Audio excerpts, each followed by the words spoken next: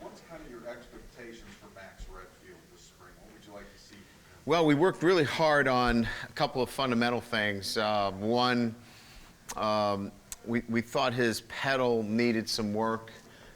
We felt like, from a fundamental standpoint, part of our job is to continually develop the skill of our players so they're, developing each and every year. We thought he was a little short in his pedal, which put him in sometimes, too low to get over the top of some routes that we thought he should have been in position. And so we worked hard on that. I thought he's improved there. A bit sometimes in his running gait, he got a little mechanical. We've loosened him up there. So some skill development work at his position, and just continue to grow from a knowledge base. Those are the most important things. Developing the skill in his pedal, his back pedal, and again, just the knowledge base, continue to grow there. Brian, at one point with him early in his career, you were pretty excited about what you thought he might turn into. Do you still feel that player's still inside of him?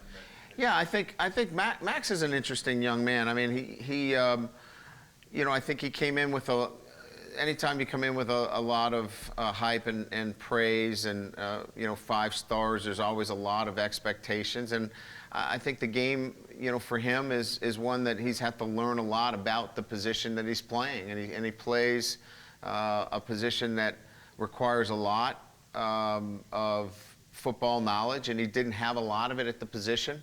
And he's gained a tremendous amount of football knowledge in a very short period of time. We have to play him, and used up a year, which really wasn't fair to him, in a bowl game situation. So he really should have another year with us. So the progress has been, I think steady.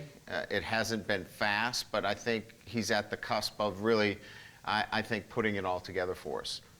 Brian, what can Tori kind of gain from also playing a sport that requires a different approach, a different mentality almost to, failure in baseball, to approaching that bat, that kind of stuff? I just think it requires a great deal of discipline, a great deal of maturity, which he displays. He's extremely mature, and he's a competitor. He loves to compete. So, when you go into that form where it's in season for those fellows, he carries that competitiveness into a first day of practice. He's out there competing. So there's a lot to be gained from playing baseball, but you have to be a special individual, especially at this level. And so I think the gains are competitiveness, discipline, and the maturity that he shows, and his ability to handle it. Have you seen Isaac kind of develop himself already, start establishing himself as a leader on the defense? He's making some progress in those areas. He's not a natural get in front of the group and take control, but he's gaining that that command, and I think he's working on it every day, and he wants to do it. Brian, you didn't have a lot of production in the pass game as far as your tight ends go. What do you got to get there to get better at getting those guys more involved? Well, I think we need them more active in the short fields, the red zone. I think we need them more active in, third down situations, and I think that's confidence with quarterbacks. When Deshaun went down, he never really built a relationship with those guys. The ball generally goes out to bigger window throws. Those tighter phone booth throws requires a relationship that's built over time. That will occur now with both these quarterbacks having, and even Brendan, having confidence in those tight ends and throwing to them a lot more. So I think you'll see a lot more activity with the tight ends because there's so much more familiarity with them. And then we lost Durham, for a period of time. And there really wasn't that relationship with Nick. There really wasn't that relationship with Alizé because they were new to the scene. Durham's back now. How has he looked? And then also with Nick, it seemed more like a body issue getting stronger, but he looks like he's finally starting to get there. Yeah, I think he's at that point now where he, physically can handle the day-to-day chores inside and out, inside lined up as an inline, and then outside. And Durham has come back nicely from the injuries. Brian,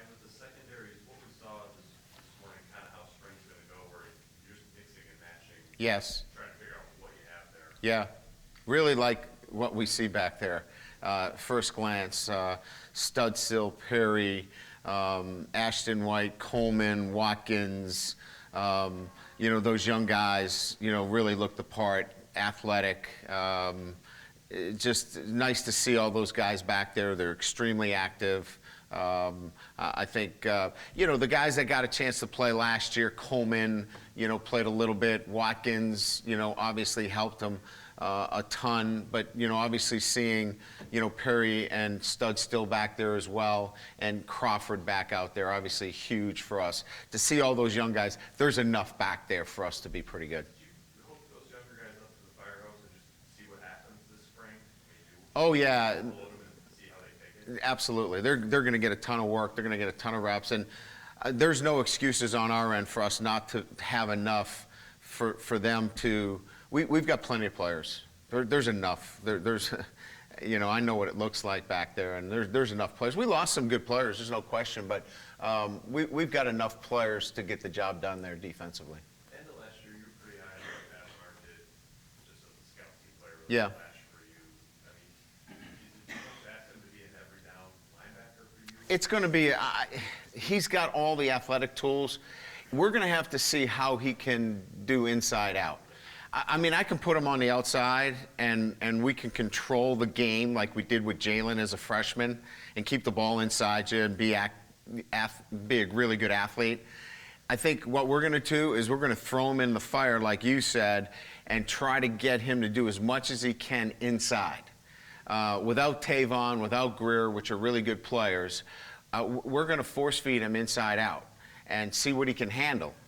Because we know we can line him up outside, and he's athletic enough to give us what we need in the fall. But we're going to see what he can do inside.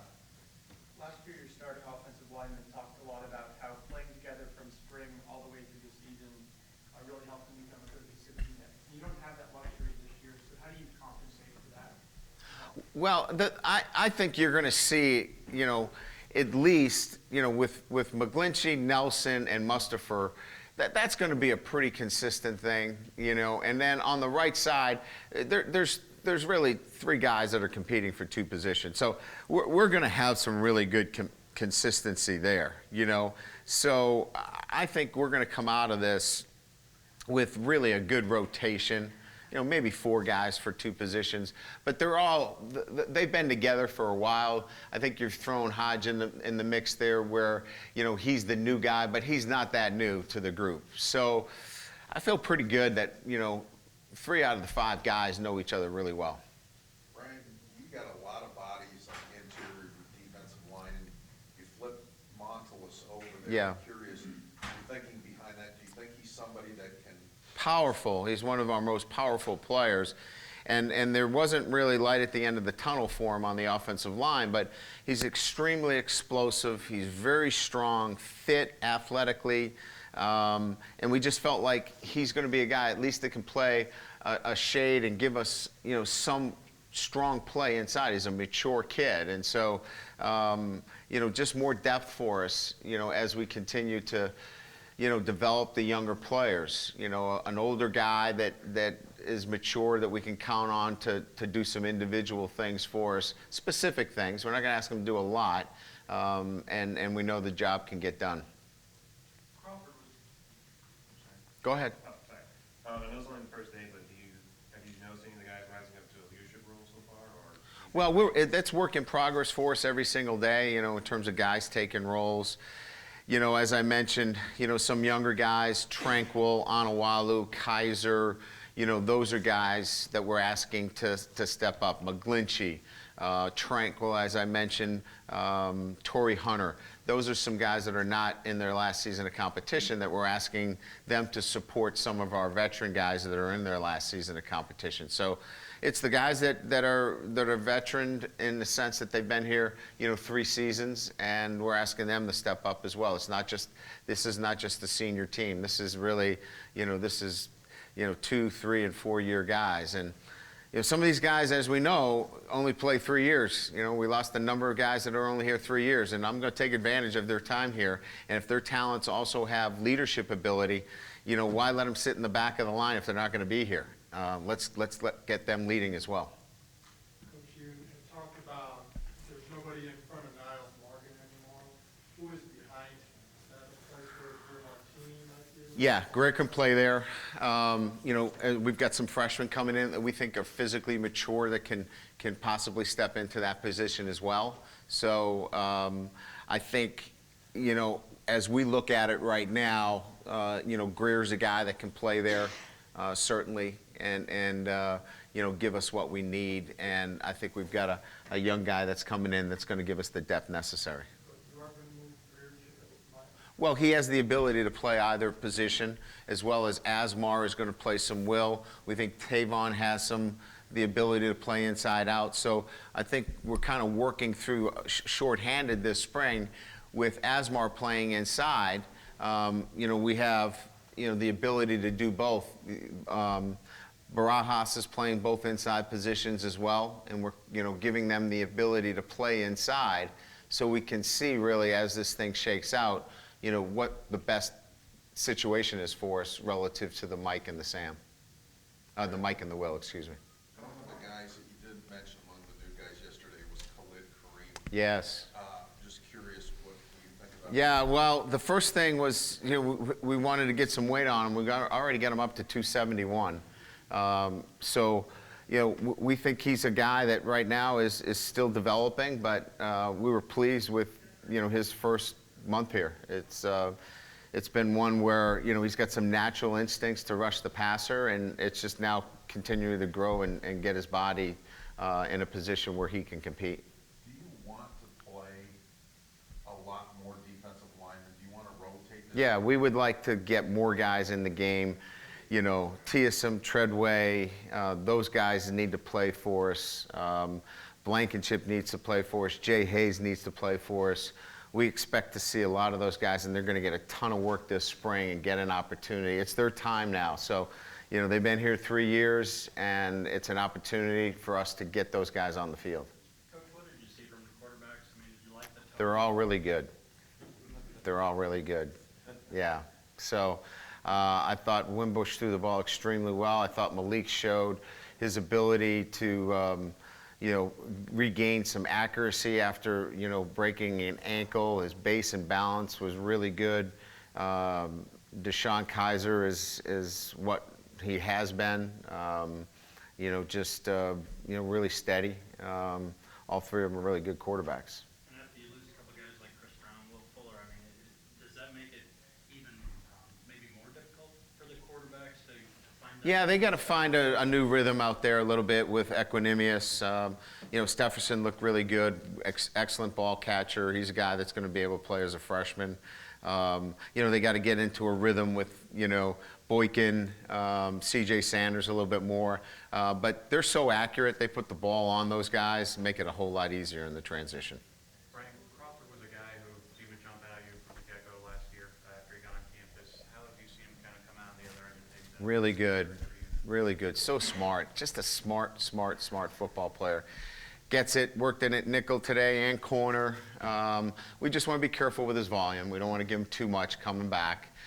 So we limited him a little bit in 7-on-7 and team today, but he took 7-on-7 and team reps, and it's a big difference with him out there. Right, following up on that, you mentioned really smart, and this is jumping ahead on someone like Crawford, but if he wins the starting corner job, you liked him so much at nickel. Are you comfortable playing that young of a guy, shifting to nickel when you need a nickel? Oh, absolutely. There's no problem with us moving our starting corner inside, depending on what the circumstances are. If he gives us that kind of versatility, as you know, we did it with Kavari Russell and felt like that gave us a better look. So we're very comfortable being able to do that if he becomes a starter. Brian, Derek Tillery last year had a good year, but you worry a little bit about sophomore slump. He had kind of a miscue at the bowl game. Is that something that concerns you, Derek? No, I think Jerry just, he's a very interesting kid in that he's got a lot of things going on too, He's the losing campaign manager and I remind him that all the time. I mean, he just does a lot, and we just got to keep him focused. But he's a great competitor. He takes what he does very serious. We just got to keep him focused. But he'll come back, and he's not a guy that is prone to slipping in terms of his work ethic and what he does. So I don't see any slip from Jerry at all.